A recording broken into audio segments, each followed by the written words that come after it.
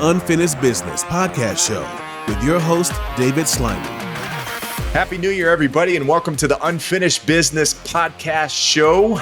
This is the first episode of the year, and traditionally on this show, I'm going to have guests who are business leaders, CEOs, entrepreneurs, and of all kinds. And we're going to be diving into their minds, into their stories, and into their life as to become as successful as they are. And we're going to hear about all the things that made them successful and all the things that were really challenging in their path. And some of them are in the middle of it, some are just starting, and others have done it and been there. So without further ado, on this episode, I'm really going to be highlighting a solo episode, which we'll do every once in a while. And I like to call this the Sharpen Your Axe series. And here I like to talk about personal and professional development techniques that really can help you either running your organization or being just a professional at the top of your game and employing some strategies and tools that'll help you day in and day out. So I'm going to kick this one off this year, episode 1,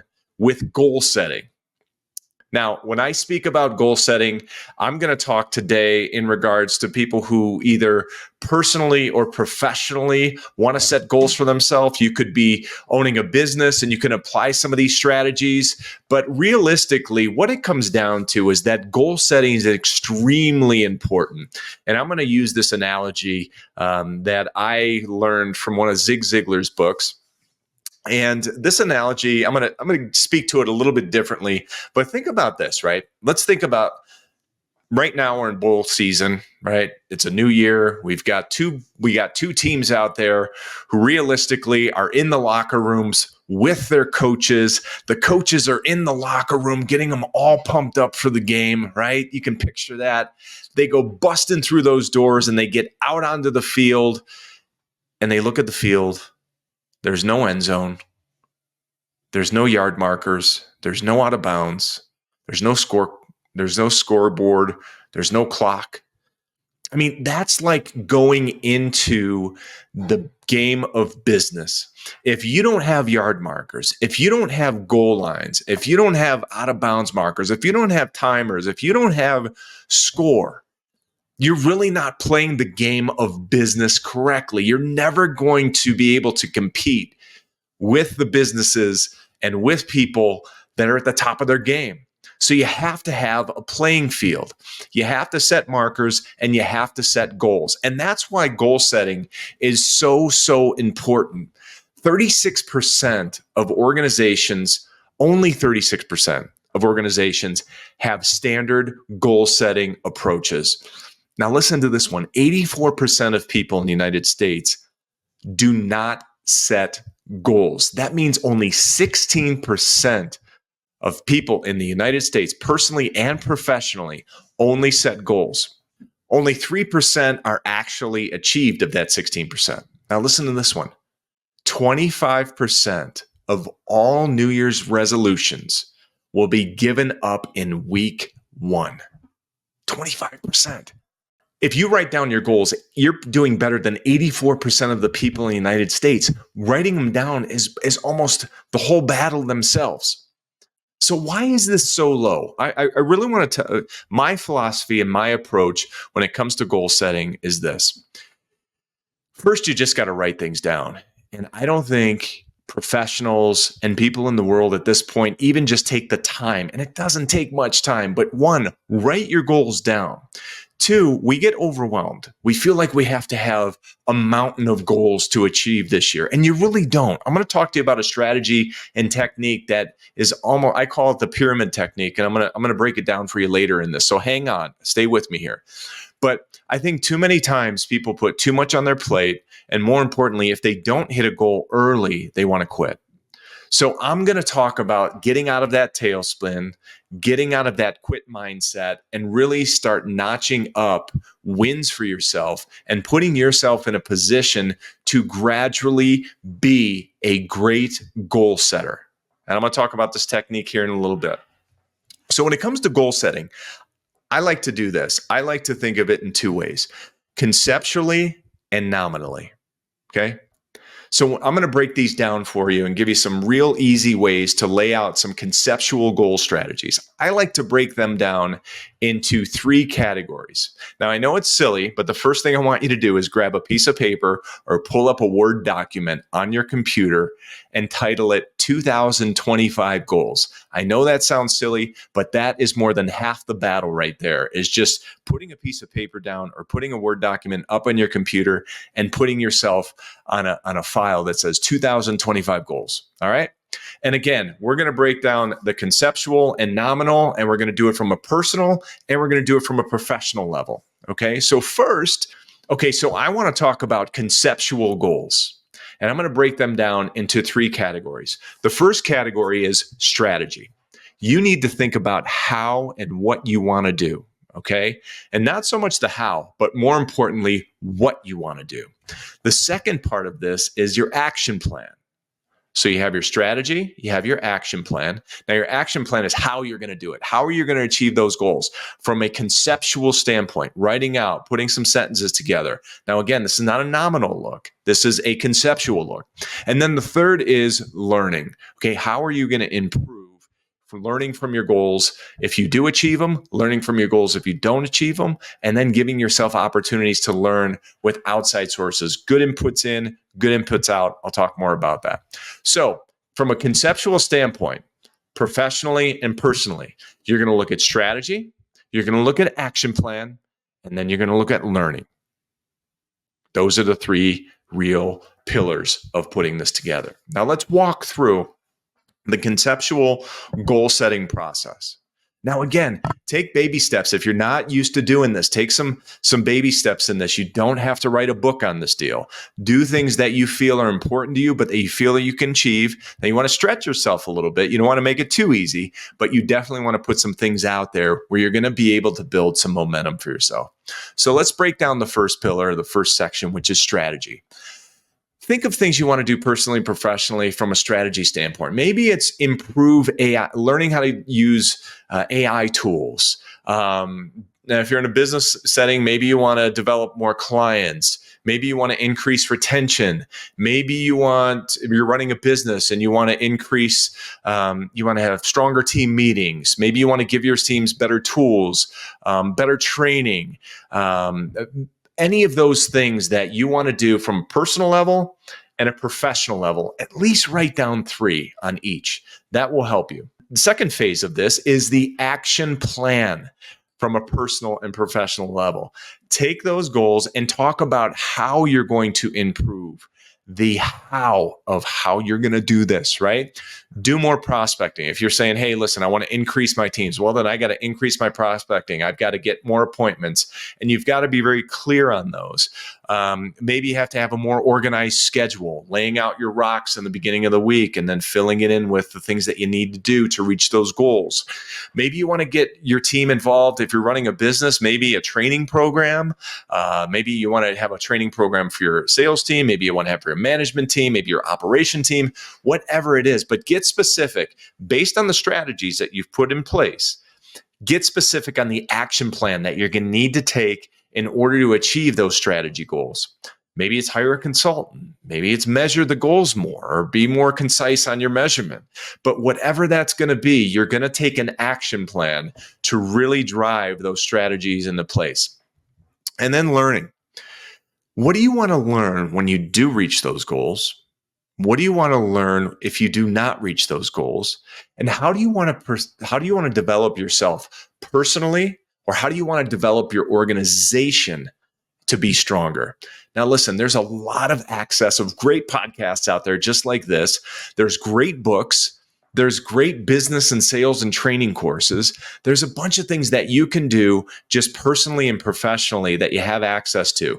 Now, if you don't like to read, listen to a book. Okay. If you like to read more books, set a goal. Like right now, my goal is to read 1 book a month this year, on top of doing the podcast, on top of listening to podcasts, on doing personal development, on top of listening to a book each quarter. So those are some of the things that I'm doing to have personal development for myself, to sharpen my axe and to be really at the top of my game. So those are some things that you really want to do from a personal and professional standpoint.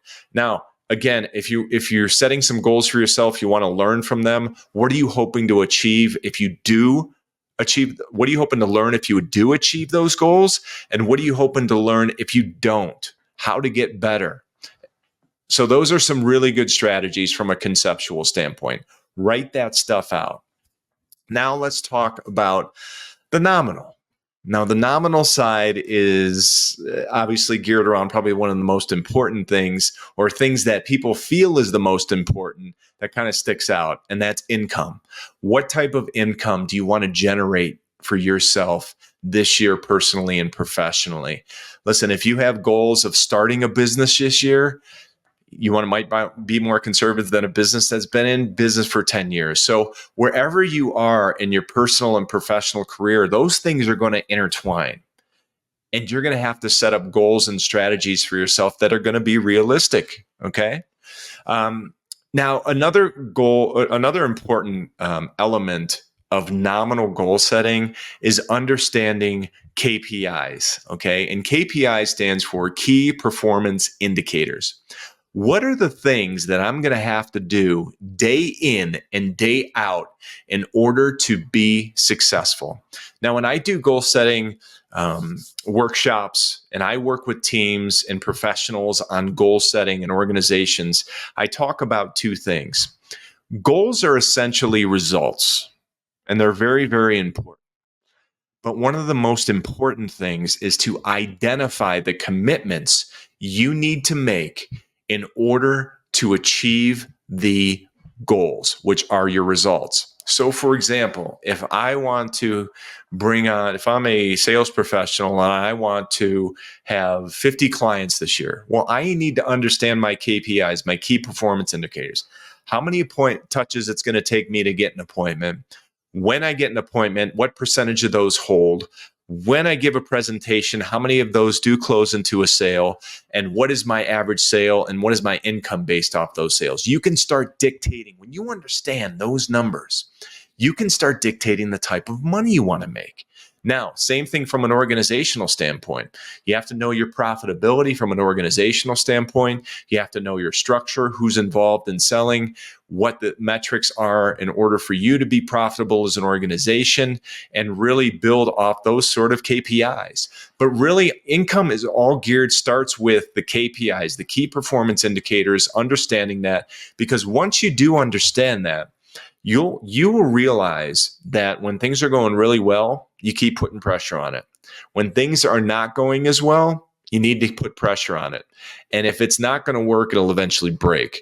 So you want to fail fast and you want to break things, but putting in pressure in areas that are going really well. And if they're not going well, putting pressure in areas that are not, in order to break them. So the other thing that I will talk about from a personal level, which I am, very in tune with as of, the most recently in the years, is savings and rewarding yourself. There is nothing more important than putting money away for yourself, no matter how small it is or how large it is. And when I was younger, I was lucky enough to learn, and I was mentored by some great people to start putting small amounts of money away from myself. And when you are reaching goals or you're hitting those income levels, you can reward yourself. Be conservative about it, but reward yourself with a vacation. Reward yourself with something personal that you would desire. And realistically, if you put that stuff down in the beginning, it's amazing when you set this structure up for yourself, how the universe will conspire with you to make it work. Now, that's the key. You have to put in the work. If you just sit back and you set some goals and you think they're just going to happen, bullshit, ain't going to happen. But I promise you, if you're setting out a framework for yourself that I'm talking to you about here, and you're really putting an effort day in and day out to achieve those goals, the universe will conspire with you to get you close, if not exceed those goals. So that's the second part. Again, going back to it and just review. First thing you want to do is put a conceptual strategy or conceptual plan together. Talks about strategy, action plan, and then your learning that you're going to get from that. And then on the second side of this, you're going to put some nominal goals in place. The first thing you need to understand are your key performance indicators. You need to set up the goals and then the commitments that you're going to make. And those could be anywhere from 3 to 5 commitments that you'll make in order to achieve the goal, and then set up your personal and professional income numbers from there. And then, measuring and rewarding yourself and putting that money away. That's really key. So I'm going to talk to you about a strategy that I use that will make this very simple. This, you're listening to this right now and you can be going, yeah, Dave, it sounds great, but darn, it sounds super overwhelming. If you're somebody who's never really set goals or never have been really clear on a goal pattern or a goal path for your organization or for yourself, it can feel a little bit overwhelming. So for some of you out there who have not set goals for yourself, or maybe going into this for the first time, I'm going to give you a great strategy to build off of. And it's called the goal setting pyramid. Okay. And I want you to think about a pyramid itself. Okay.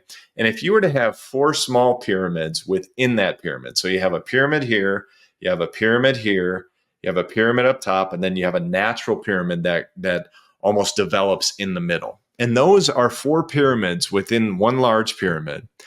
And what I like to do is represent those as the 4 quarters within the year.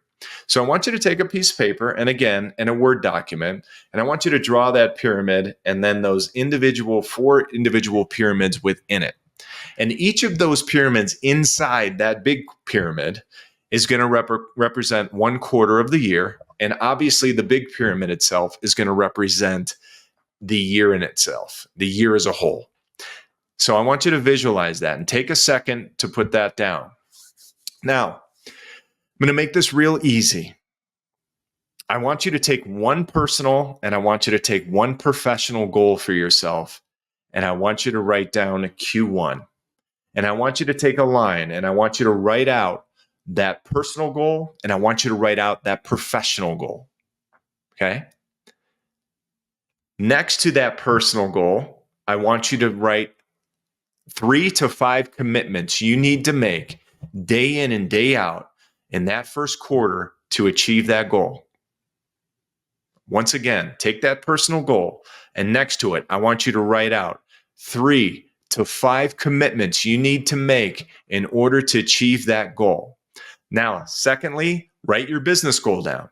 I want you to take 3 to 5 commitments and write down the things that you're going to need to do day in and day out in order to achieve that goal in the first quarter. Real simple. That's all I want you to do.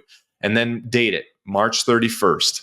And the last thing I want you to do on the bottom is really, I want you to list how often you're going to visit this goal, whether it's weekly and monthly. That's about as much as I would do. I wouldn't do extend anything out after that. So I would either evaluate it weekly and or monthly or both. Very simple. Now, that's all I want you to do. When you get to the end of quarter 1, I want you to look and assess what you've done, seeing if you achieved it. And then I want you to go to quarter 2. In quarter 2, I want you to write down 2 professional and 2 personal goals. And next to it, listing 3 to 5 commitments you need to make in order to achieve that goal. Now, I want you to back up here. If you missed a goal in quarter 1, I want you to bring it down to quarter 2. That'll be one of your goals. And then add one. Then you're going to get to quarter 3. You're going to go through quarter 2. You're going to get to the end of it. You're going to evaluate. And then you're going to get to quarter 3. And then you're going to write down 3 professional goals, 3 personal goals, listing the commitments to each of those in quarter 3. And then by quarter 4, you're going to do the same thing, except add one more. You're going to have 4 quarter goals personally, 4 quarter goals professionally, and you're going to list the commitments to each of those. And by the end of the year, I promise you, it's like working out. If you go into the gym the first time, you try to kill it, you might hurt yourself, and you're really going to turn yourself off if you don't have the success. But I promise you, if you take this in steps quarter by quarter this year, and you start working towards achieving those personal and those professional goals and listing your commitments on how you're going to achieve those goals, you will start making progress, you will build momentum, and you will see yourself motivated to move to the next quarter. The last part of this is you have to measure it, as I was telling you. You really have to measure it based on your goals and your commitments. You have to measure this weekly or monthly, and you can't do it any more than that. You can even look at it daily if you'd like, but that might be a little bit too much. I think you have to look at it weekly and then monthly. And from there, you just got to be real.